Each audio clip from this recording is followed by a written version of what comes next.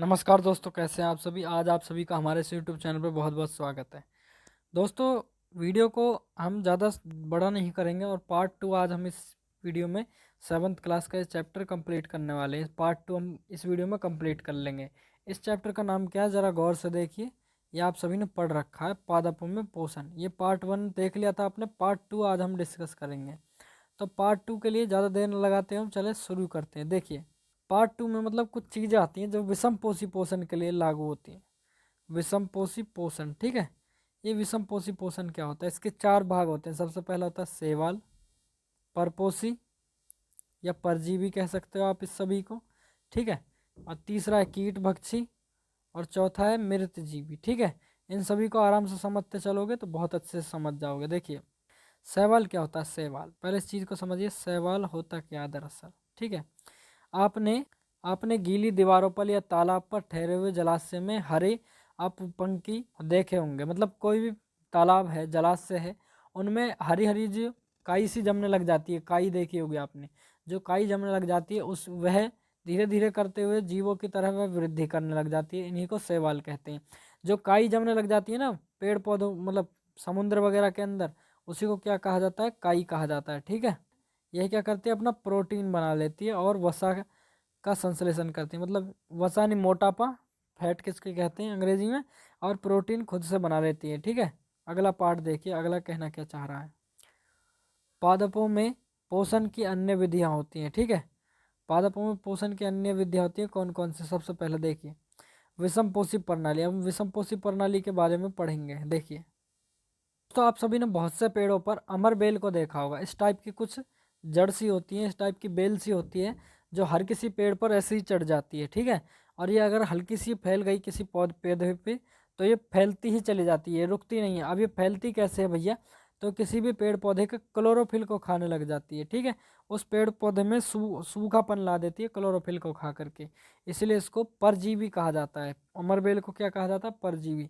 तो अमर बेल का एक एग्जाम्पल लिख लेना, परजीवी, ठीक है। अब परपोषी होता है। परपोषी क्या होता है, जिस पेड़ पर ये लग जाती है उसको परपोषी कहा जाता है, ठीक है। अमरबेल हो गई परजीवी, और जिस पर लगी हुई है उसको कहेंगे परपोषी। तो अमरबेल आप सभी के लिए इस चीज़ का एक एग्जाम्पल हो गया। कोई ज़्यादा बड़ी बात तो नहीं है। ये 2 भाग हमारे इसके कंप्लीट हो गए। पहला क्या है, शैवाल। दूसरा क्या है, अमरबेल। तीसरा भाग क्या है, कुछ घड़े के आकार के उपस्थित पेड़ पौधे पाए जाते हैं, ठीक है। उनमें रस द्वारा कीड़ों का पाचन किया जाता है, मतलब कीड़ों को खाया जाता है। किन में पाया जाता है, किन में खाया पिया जाता है। इस डायग्राम को देख करके तो अपने आप समझ जाएंगे, आराम से देखिए। इसको कहा जाता है घटपर्णी पीचर पादप, ठीक है। ये होता क्या, जस्ट इसको समझिए। कभी कभी कुछ घड़े के आकार के पौधे पाए जाते हैं, ठीक है। उनमें क्या होता है, घड़े में उपस्थित पाचक रस में कीड़ों का पाचन किया जाता है। मतलब कि वह इस टाइप का इलास्टिक होता है, इस टाइप का। इसके अंदर अंदर में जो हिस्से होते हैं उनमें कांटे भरे होते हैं, और इसकी जो बाहर की त्वचा होती है ये वाली, इसमें क्या होता है, तेल तेल सा निकलता रहता है। इस पे अगर कोई कीड़ा आए या छिपकली वगैरह आए तो इस पे आते ही रिपटना चालू कर देते हैं और अंदर चले जाते हैं। और इसके जो कैड़े कैड़े जो दांत होते हैं, डंक होते हैं, उनसे इसका खाना पीना बन जाते हैं वो आराम से, ठीक है। अब ये खाना पीना बनाने के बाद में उसको पचा लेता है पूरी तरह, और पचाने के बाद में उनको खाने लग जाता है, और खाने के बाद में इनका भक्षण कर देता है। तो ये सभी आपको समझ में आ गया होगा। अब इसको घटपर्णी कीट भक्षी क्यों कहते हैं, क्योंकि कीड़ों को ज़्यादा खाता है। इसी का दूसरा नाम, इस पौधे का नाम क्या है, घटपर्णी पीचर पादप, ठीक है। या तो आप पीचर पादप कह देना या घटपर्णी कह देना, बात एक ही है, चल जाएगा, ठीक है। अगला पार्ट, 3 हो गए हैं, चौथा समझिए। चौथा है आपका मृतजीवी। मृतजीवी क्या होता है, कभी कभी आपने ब्रेड देखी होगी या फिर मशरूम देखे होंगे। उन मशरूमों में, ठीक है, उन मशरूमों में वर्षा के दिनों में वृक्षों पर सड़ी गली टूटी टहनियाँ होती हैं। मतलब कोई सूखा सा पौधा है, उस पर मशरूम उगने लग जाते हैं, ठीक है। अब ये मशरूम क्या है, कवक हैं। इन कवकों के साथ में टूटी हुई टहनियों के साथ ये हरे हरे होते हुए हरे हरे पौधे से लग जाता है उन मशरूमों के साथ में। अब वो हरा हरा क्या है, वो शैवाल है। और ये मशरूम जो है वो कवक है। कवक क्या करता है, उसे धूप बरसात से बचाता है। और शैवाल क्या करता है, मशरूम को क्या करता है, शैवाल उन्हें पोषण प्रदान करता है, उन्हें खाना पीना प्रदान करता है, ठीक है। और उसके जीवन यापन हेतु उन्हें सभी प्रकार के पोषणों की आवश्यकता देता है। ठीक है, तो कोई ज़्यादा बड़ी बात तो नहीं है, आसान था, मुश्किल तो नहीं है। इस वीडियो में आप सभी के लिए इतना ही। कभी कभी पेड़ पौधों में ऐसी आँख सी उगने लग जाती है, मतलब कुछ कुछ जड़ सी निकलने लग जाती है, इनको आँख कहा जाता है।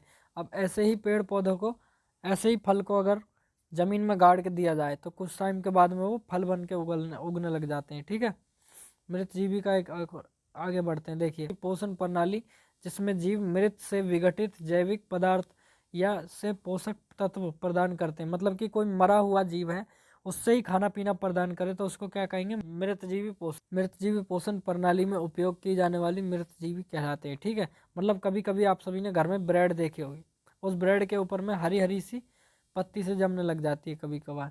ठीक है, वो जो हरी हरी सी परत चढ़ने लग जाती है ना, वही क्या होती है, उसको खाने लग जाती है, उसी को कवक कहते हैं। और उस मरी हुई चीज़ है उसको तो ख़त्म कर देगी खा करके। ठीक है, अब बताया था आप सभी को कुछ कुछ पौधों में अंकुरित होने लग जाता, मतलब उगने लग जाते हैं उसनन की वजह से। ठीक है बीजाणु समासंग, ये इतना याद नहीं रखना आप सभी को। ठीक है दोस्तों, ये वीडियो आप सभी को कैसी लगी हो कमेंट करके ज़रूर बताएं। वीडियो अच्छी लगी हो तो दूसरे पार्ट के लिए आप कमेंट कर लीजिए और सब्सक्राइब करना ना भूलें चैनल को। धन्यवाद आप सभी का, आपने इस वीडियो का अंत तक देखा। मिलते हैं आपसे दूसरी वीडियो में। जय हिंद, नमस्कार, नमस्ते।